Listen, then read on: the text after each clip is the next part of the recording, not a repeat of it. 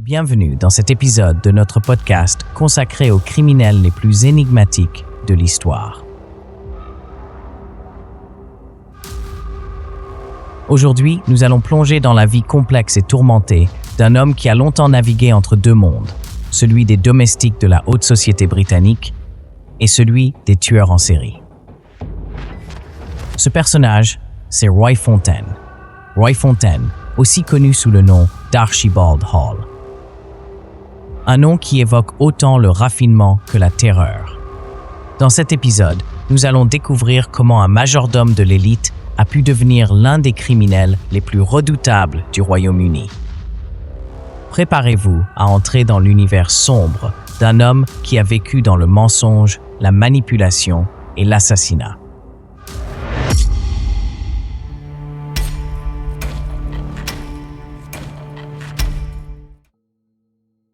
Archibald Hall naît en 1924 à Glasgow, en Écosse, dans une famille modeste.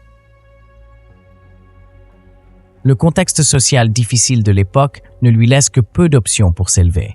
Mais dès son plus jeune âge, il fait preuve d'une intelligence rare et d'une grande habileté à manipuler son entourage. Son charisme naturel lui permet de s'adapter aux personnes qu'il rencontre, qu'elles viennent de la classe ouvrière comme lui ou de milieux plus aisés. Son enfance est marquée par des sentiments de frustration et de rébellion. Bien qu'il n'ait pas grandi dans la misère totale, Hall ressent une profonde injustice sociale, une rage intérieure contre le fossé qui sépare les riches des pauvres. Ce sentiment va devenir un moteur dans sa quête de reconnaissance et de pouvoir. Très tôt, il commence à nourrir des fantasmes de revanche sur cette société qui, à ses yeux, l'a privé de la vie à laquelle il pense avoir droit. En tant qu'adolescent, il n'est pas encore le criminel chevronné qu'il deviendra, mais il manifeste déjà des comportements délinquants. Son premier acte répréhensible est un vol à l'étalage, un crime mineur qui, à l'époque, passe presque inaperçu. Pourtant, c'est à ce moment qu'il découvre la sensation grisante de l'interdit.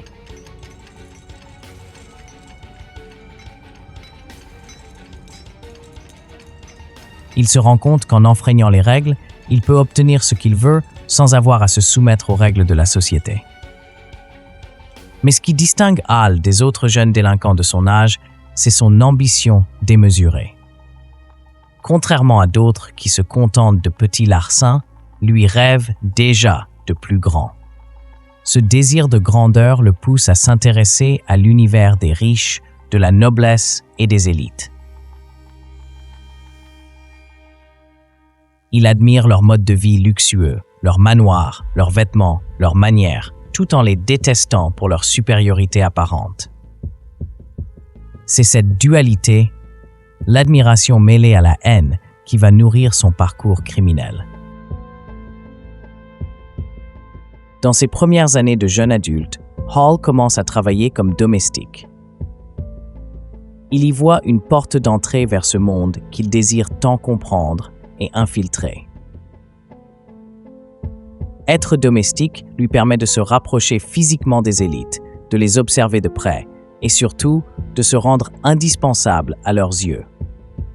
Il devient ce serviteur parfait, discret, mais toujours à l'écoute, capable d'anticiper les besoins de ses employeurs avant même qu'ils ne les expriment. Pourtant, derrière cette façade irréprochable, il nourrit déjà des idées plus sombres. Ce rôle de domestique, au premier abord insignifiant, est en réalité une opportunité pour Hall. Il utilise cette position pour observer les moindres failles de ceux qu'il sert. Il apprend leurs habitudes, leurs faiblesses, leurs secrets. Plus il s'imprègne de cet environnement, plus il développe une forme de mépris envers ceux qu'il sert. Aux yeux de Hall, ces riches aristocrates ne méritent pas leur fortune. Ils sont souvent négligents, inconscients de leur propre vulnérabilité. C'est là que Hall commence à envisager une manière de prendre ce qu'il considère comme étant son dû.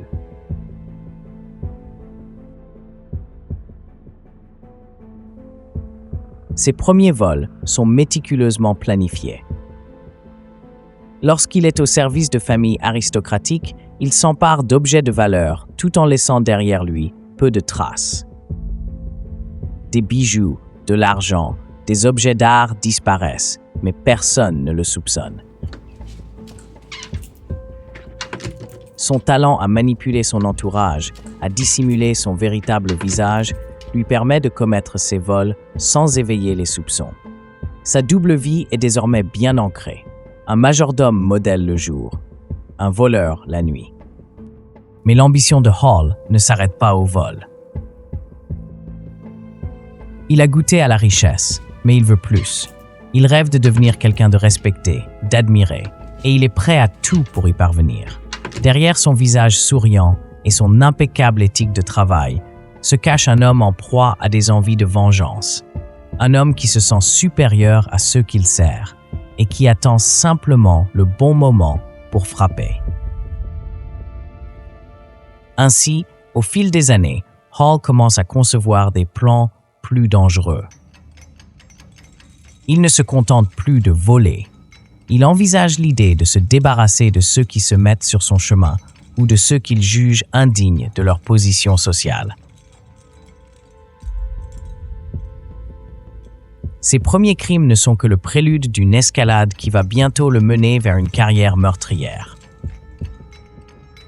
Alors que sa carrière de domestique dans les hautes sphères de la société progresse, Archibald Hall, devenu Roy Fontaine, sent qu'il maîtrise l'art de manipuler ceux qu'il sert.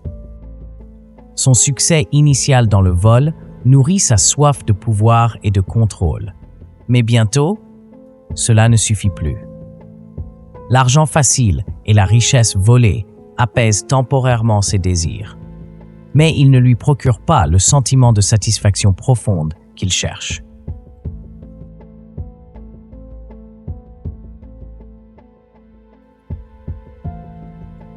C'est à ce moment que Fontaine commence à s'enfoncer dans une spirale criminelle qui va le conduire à des actes beaucoup plus violents et dévastateurs.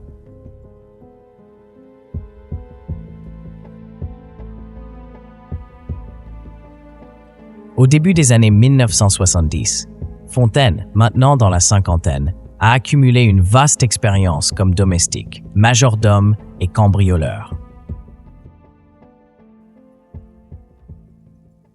Ses vols deviennent plus sophistiqués, planifiés dans les moindres détails. Il profite de son accès privilégié aux maisons des riches pour étudier minutieusement leurs habitudes. Il sait où se trouvent les objets de valeur. Il connaît les pièces où ses employeurs cachent leurs biens les plus précieux. Et surtout, il sait exactement quand agir sans risquer d'être pris. Cette période marque un tournant pour lui, son passage de petit criminel opportuniste à voleur de haut vol. Mais ce qui caractérise Hall, c'est son absence totale de remords. Pour lui, ces riches aristocrates méritent d'être volés, car dans son esprit, ils ont injustement accumulé une fortune dont il se sent moralement autorisé à s'emparer. Avec chaque vol réussi, Hall gagne en confiance. Il se sent invincible, convaincu que personne ne peut deviner la double vie qu'il mène. Et il n'a pas tort. Les riches familles qu'il emploie continuent de le voir comme un domestique impeccable, cultivé et fidèle. Mais en réalité, Hall se moque d'eux. Plus il vole, plus il méprise ceux qu'il considère comme ses proies. Cependant, à mesure que ses crimes se multiplient, le risque grandit aussi. Il réalise que la simple prise d'objets matériels ne suffira plus à garantir sa sécurité. Il commence à réfléchir à des moyens plus définitifs pour s'assurer que personne ne puisse le trahir ou l'arrêter.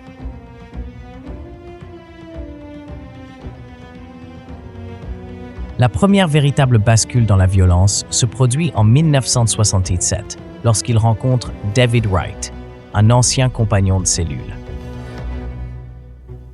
Wright, un homme à l'ego fragile, est impressionné par la prestance et la sophistication de Fontaine. Ensemble, ils forment un duo étrange. Fontaine, l'homme de l'élite, et Wright, un délinquant à la dérive. Leur relation, à la fois amicale et utilitaire, devient rapidement toxique. Les tensions entre eux grandissent rapidement. Fontaine se méfie de Wright. Il sait que Wright est instable et qu'il pourrait, sous la pression, le dénoncer pour ses vols. Fontaine, de nature calculatrice, n'aime pas laisser des éléments incontrôlables autour de lui. Wright devient une menace à éliminer. C'est à ce moment précis que Fontaine passe de voleur à meurtrier. Un soir, après une dispute sur un butin volé, Fontaine prend une décision irrévocable. Wright doit mourir. Dans un acte de sang-froid, Fontaine l'attire dans un piège. Il l'étouffe avec un oreiller, une méthode simple mais efficace, démontrant à la fois son contrôle et son calme glacial face à la mort. Après le meurtre, Fontaine montre un détachement inquiétant. Il ne panique pas, il ne regrette pas. Au contraire, il se débarrasse du corps de Wright avec une méthode calculée, enterrant son cadavre dans un coin isolé de la campagne écossaise. À ce moment-là, pour Fontaine, la vie humaine n'a plus la moindre valeur. Ceux qui l'entourent ne sont que des pions qu'il peut manipuler ou éliminer selon ses besoins. Le meurtre de David Wright marque le début d'une nouvelle phase pour Fontaine. Si jusqu'à présent, il se contentait de voler des biens matériels, il se rend compte que prendre la vie de quelqu'un lui procure un sentiment de pouvoir encore plus grand. Désormais, il sait qu'il peut tuer pour protéger ses intérêts et il n'hésitera plus à recommencer si nécessaire.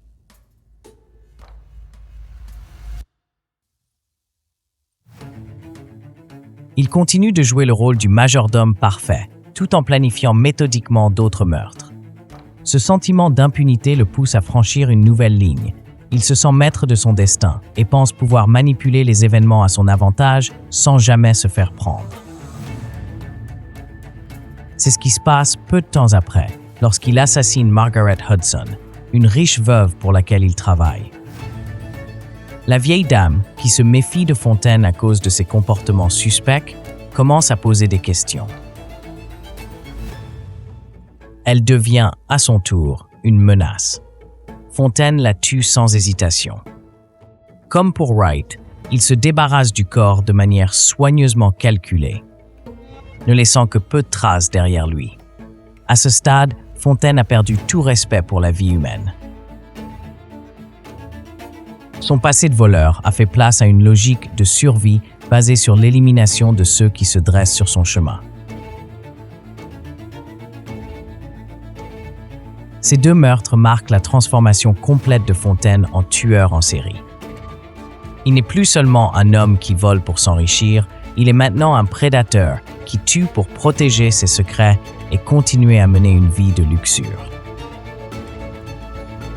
Après ses premiers meurtres, Archibald Hall, connu sous son pseudonyme de Roy Fontaine, entre dans une nouvelle phase de sa carrière criminelle. Désormais, il ne s'agit plus simplement de vol ou de petites escroqueries. Il est devenu un prédateur, un tueur qui n'hésite pas à éliminer ceux qui se mettent en travers de son chemin. Mais plus Fontaine avance dans cette spirale de violence, plus il devient imprudent et vulnérable, menant inexorablement à sa chute.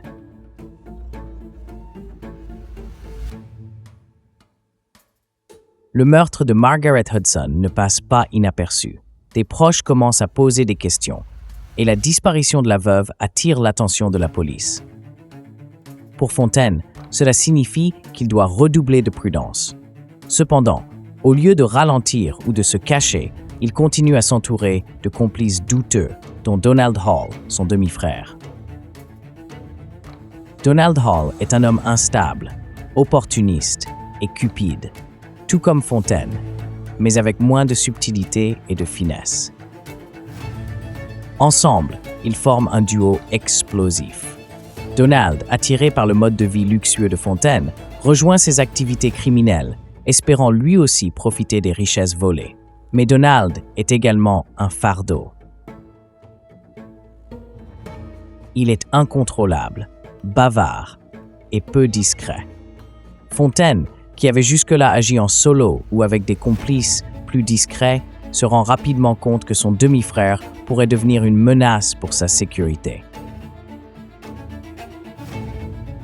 La tension entre les deux hommes monte progressivement. Donald commence à agir de façon imprévisible, se vantant de leurs activités criminelles à des proches. Fontaine, fidèle à sa logique implacable, voit une seule solution. Donald doit disparaître. Dans un acte d'une froideur extrême, il tue son propre demi-frère. Fontaine sait qu'il n'a pas d'autre choix s'il veut continuer à échapper à la justice. Le meurtre de Donald est particulièrement symbolique. C'est un point de non-retour pour Fontaine. Il est désormais un homme sans scrupules, prêt à tuer quiconque menace sa liberté, même sa propre famille. Après le meurtre, Fontaine enterre son frère dans un champ reculé. Mais cette fois, la dissimulation n'est pas parfaite. Des témoins commencent à parler, et peu à peu, la police se rapproche. Malgré le danger croissant, Fontaine ne semble pas pouvoir s'arrêter. Il pense toujours qu'il peut tromper la police et continuer à mener sa vie luxueuse grâce à ses crimes, mais il va bientôt commettre une série d'erreurs irréversibles. La dernière phase de sa carrière meurtrière se déroule avec l'assassinat de Sir Walter Scott Elliot, un aristocrate âgé, et de sa femme. Fontaine avait été engagé comme domestique pour le couple, et une fois de plus, il décide de s'en prendre à eux pour leur fortune.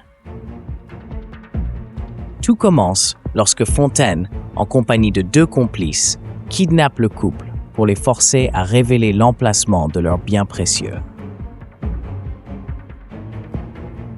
Walter Scott Elliot, affaibli par l'âge, est d'abord drogué, puis étranglé par Fontaine, tandis que sa femme subit le même sort peu de temps après. Mais cette fois, les choses ne se passent pas aussi bien que prévu. Les corps sont enterrés dans des endroits différents, mais les meurtres sont bâclés.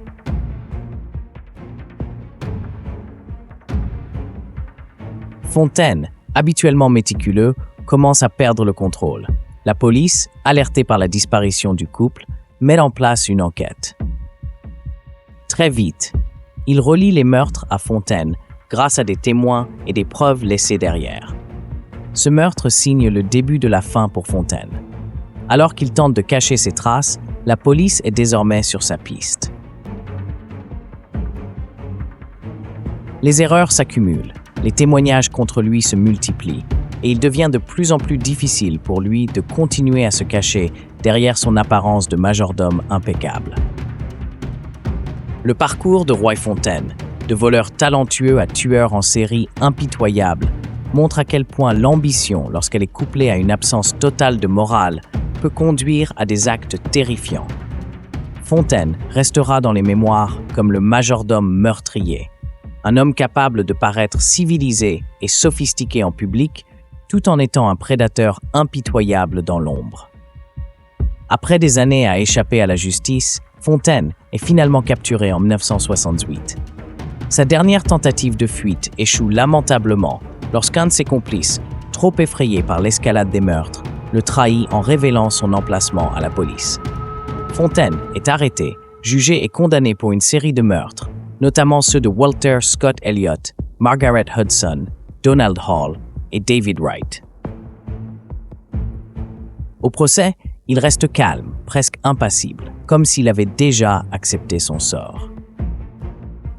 Mais ce qui frappe le plus les observateurs, c'est son absence totale de remords.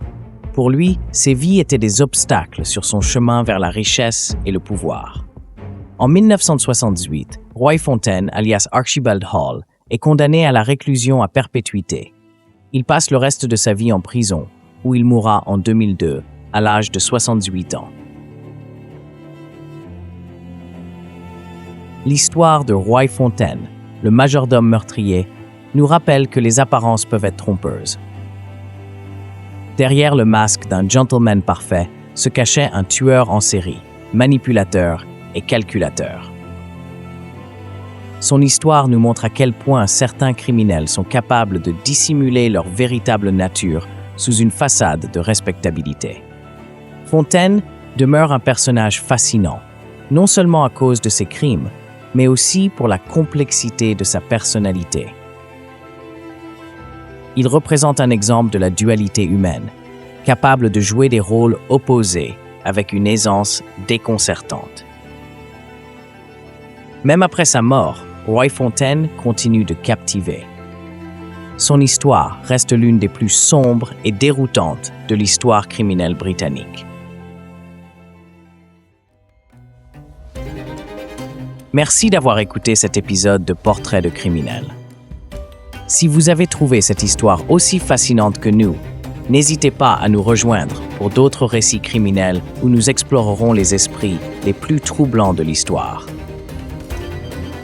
Et rappelez-vous, même ceux qui semblent les plus dignes de confiance peuvent cacher les plus sombres des secrets. Faites toujours attention à qui vous ouvrez votre porte.